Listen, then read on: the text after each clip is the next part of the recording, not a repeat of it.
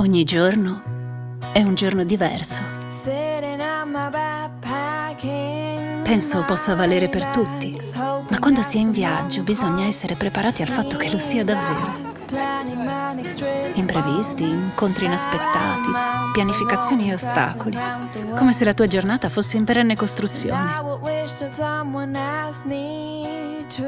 Cerchiamo di orientarci, di improvvisare, di trovare soluzioni ai problemi con le nostre forze, omaggiando le sconfitte per poi gioire dei piccoli successi. Esploriamo la realtà come delle bambine in una caccia al tesoro. Annusiamo l'aria per capire dove troveremo qualcosa di valore. Capita poi che qualche saggio ti indichi la direzione, ti faccia vedere qualcosa di nascosto sotto gli strati del tempo, perché tu possa tornare a casa con un segreto da custodire.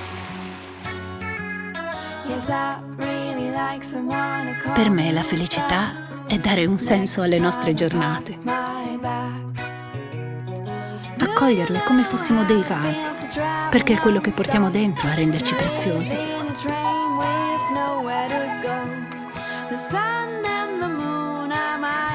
Ora questi luoghi ci risuonano dentro e noi nella notte impariamo a danzare.